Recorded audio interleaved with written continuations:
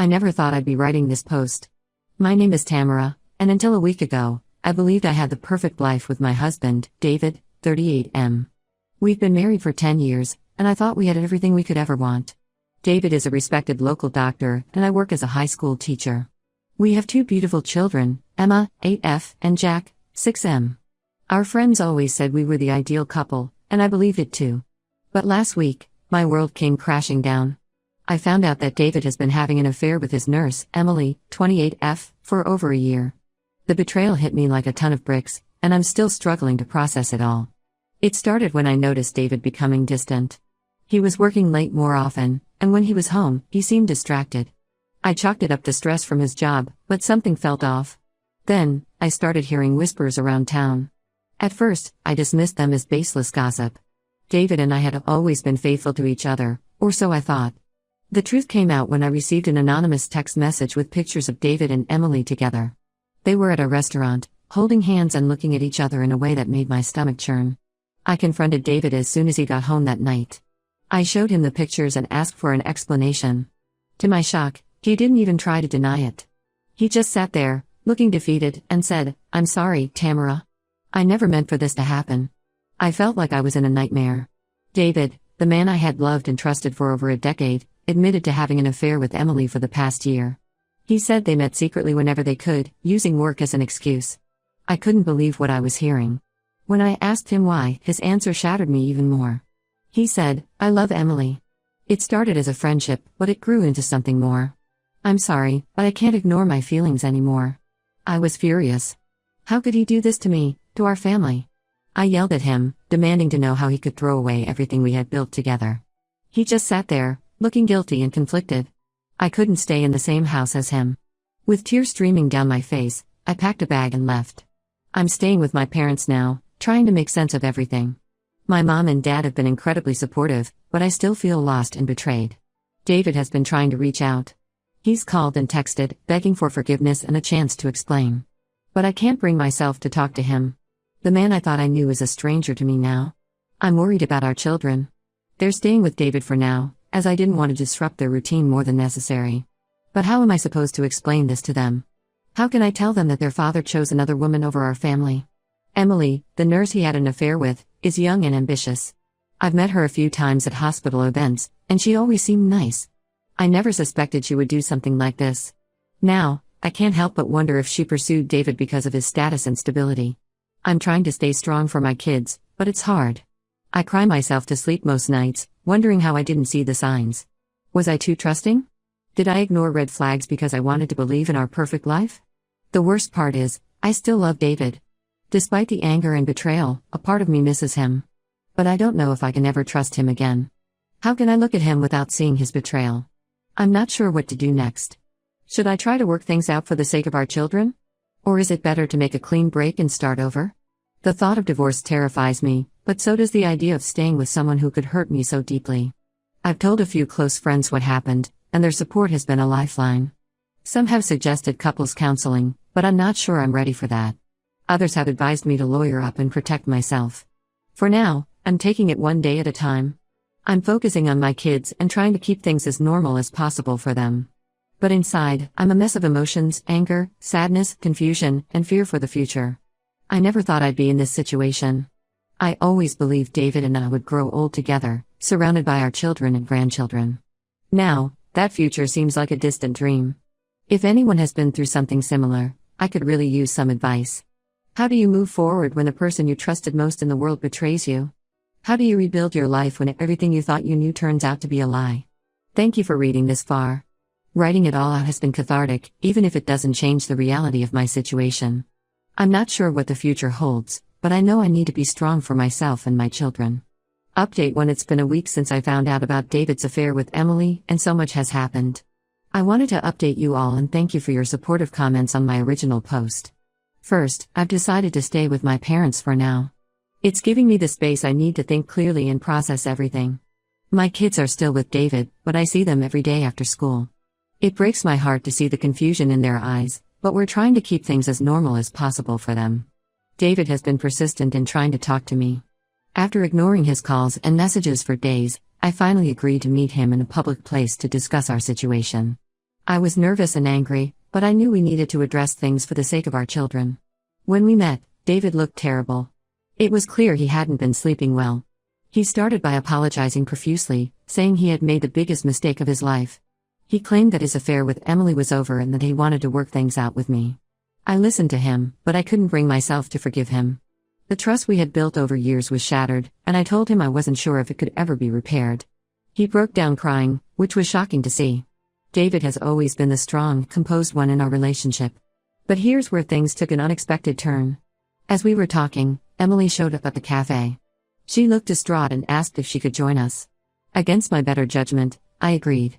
Emily's story was not what I expected. She revealed that David had been lying to both of us. Their affair hadn't ended as he claimed. In fact, David had been promising Emily that he would leave me for her. She showed us text messages where David talked about starting a new life with her. I was stunned. Just when I thought the betrayal couldn't get any worse, it did. David sat there, looking pale and trapped. He couldn't deny the evidence in front of us. Emily then dropped another bombshell. She thinks she might be pregnant. She's not sure yet, but she's late and has been feeling nauseous. The possibility of a child born from their affair made everything even more complicated. I left the cafe feeling numb.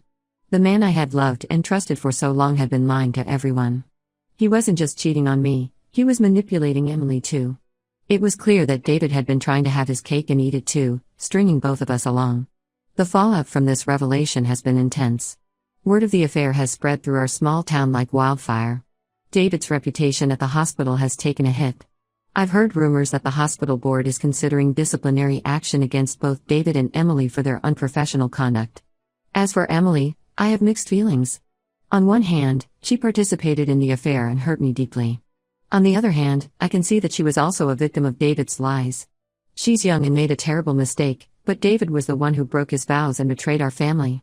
My friends and family have been incredibly supportive. My best friend, Lisa, has been a rock through all of this. She's helped me look into my legal options and has been there to listen whenever I need to talk. I've decided to consult with a divorce lawyer. I'm not sure if I'm ready to take that step yet, but I want to understand my rights and options. The thought of ending my marriage is heartbreaking, but staying with someone I can't trust seems impossible. The children are starting to sense that something is wrong. Emma, our oldest, asked me yesterday when I was coming home. It broke my heart to see the worry in her eyes. Jack has been having nightmares. I know we need to tell them something soon, but I'm at a loss for how to explain this situation to them. David has moved out of our house and is staying with his brother. He keeps trying to convince me to give him another chance, saying he'll do anything to save our marriage. But how can I believe anything he says now? As for Emily, she's been put on leave from the hospital pending an investigation. I've heard she's considering leaving town to escape the gossip and judgment. Part of me feels sorry for her, even though I'm still angry about her role in all of this. I'm taking things one day at a time. Some days, I feel strong and determined to build a new life for myself and my children. Other days, the grief and anger overwhelm me, and I can barely get out of bed. But I'm trying to stay focused on what's best for my kids. I'm not sure what the future holds, but I know I can't go back to the way things were. The perfect life I thought I had was an illusion, and now I have to face reality. It's scary, but I'm discovering a strength in myself that I didn't know I had. Thank you all again for your support and advice.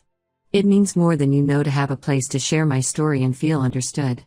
I'll update again when I have more news or if anything significant changes. Update 2: It's been a month since my last update, and the situation has taken some unexpected turns. I want to thank everyone for their continued support and advice. It's been a lifeline during this difficult time. First, the big news: Emily is indeed pregnant. She's about 10 weeks along now. This development has made everything even more complicated. David is torn between his responsibilities to our family and his unborn child with Emily. It's a mess, to say the least. But here's where things get really strange. Last week, I received an anonymous email with some disturbing information. The sender claimed to have evidence that David and Emily's affair wasn't just a personal matter, but part of something much bigger and more sinister. At first, I was skeptical. It sounded too far-fetched to be true. But curiosity got the better of me, and I started digging. What I uncovered shocked me to my core. It turns out that David hasn't just been cheating on me. He's been involved in a prescription drug scheme at the hospital. He's been writing fake prescriptions and Emily has been helping him distribute the drugs. They've been using their affair as a cover for their illegal activities. I was stunned. The man I married, the father of my children, wasn't just an adulterer, he was a criminal. I felt sick to my stomach thinking about all the lies and deception. Not knowing who to trust, I reached out to Lisa, my best friend who works as a paralegal. She helped me gather more information and evidence. We discovered that several other hospital staff members were involved in the scheme. I was torn about what to do with this information. On one hand, I was angry and wanted justice.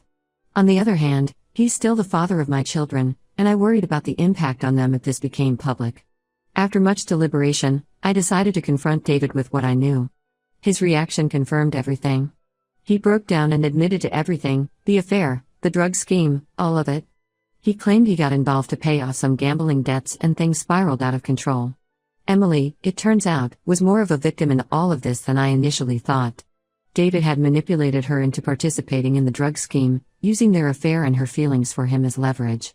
When she found out she was pregnant, she wanted to come clean, but David threatened her. I was overwhelmed by all of this information.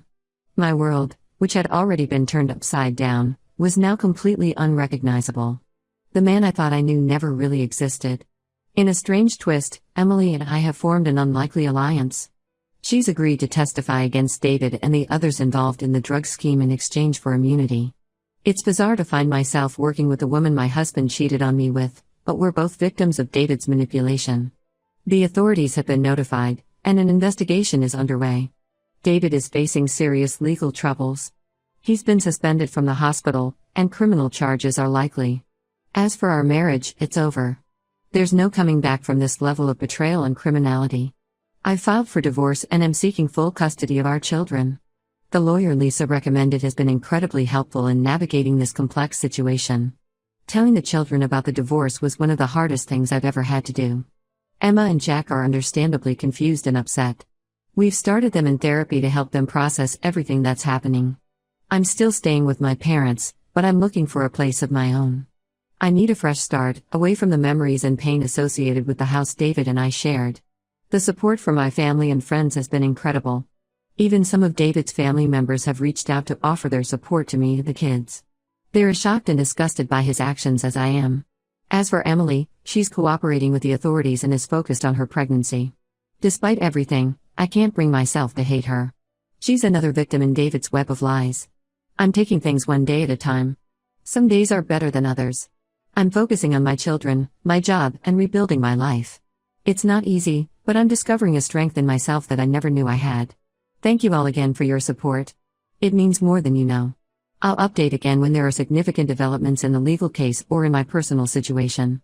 Update 3. It's been 6 months since my last update, and a lot has happened. I want to thank everyone who has followed my story and offered support and advice along the way. Your kindness has meant more than I can express. First, the legal situation with David has been resolved. He pleaded guilty to multiple charges related to the prescription drug scheme. He's currently serving a 5-year sentence in a minimum security prison. It's still hard to believe that the man I married ended up behind bars, but I've come to terms with the fact that I never really knew him at all. The divorce is final. I got full custody of Emma and Jack, with David having supervised visitation rights once he's released. The kids are still struggling with the situation, but they're in therapy and slowly adjusting to our new normal. We've moved into a new house, and it feels good to have a fresh start. Emily gave birth to a healthy baby boy 2 months ago. She named him Ethan. It's a complicated situation, but I've chosen not to harbor resentment towards an innocent child. Emily and I have maintained a civil relationship for the sake of all the children involved. She's moved to a nearby town for a fresh start and is focused on being a good mother to Ethan. As for me, I'm doing better than I ever expected. The past year has been the hardest of my life, but it's also shown me how strong I can be. I've returned to teaching full-time and have even started taking some evening classes to further my education. I've also started dating again, which feels both exciting and terrifying. It's a guy named Mark who I met through a local community group. He knows my history and has been incredibly patient and understanding. It's early days, but it feels good to know that I can trust and open my heart again. The children have met Mark, and while it's an adjustment for them, they seem to like him. Emma especially enjoys his dad jokes, which I find endearingly corny. Jack is a bit more reserved, but he's warming up slowly. I still have moments of sadness and anger when I think about everything that happened with David. But those moments are becoming less frequent and less intense. I'm learning to let go of the past and focus on the future. One unexpected positive outcome of this whole ordeal is that I've become an advocate for others who have gone through similar situations. I've started a support group in our town for people dealing with infidelity and betrayal. It's been healing to connect with others who understand what I've been through and to help them on their journey to recovery. As for David, I've chosen to limit my contact with him to matters concerning the children. It's not always easy, especially when the kids have questions or want to talk about him, but I'm doing my best to navigate this complex situation. Looking back on everything that's happened, I can hardly believe how much my life has changed in just a year. The pain and betrayal I felt when I first discovered David's affair seemed like a lifetime ago. While I wouldn't wish this experience on anyone, I've grown so much through this ordeal. I've learned the importance of self-reliance and the value of a strong support system. My parents, Lisa, and my other friends have been incredible throughout this journey. I don't know how I would have made it through without them. The children are resilient, but they still have their tough days.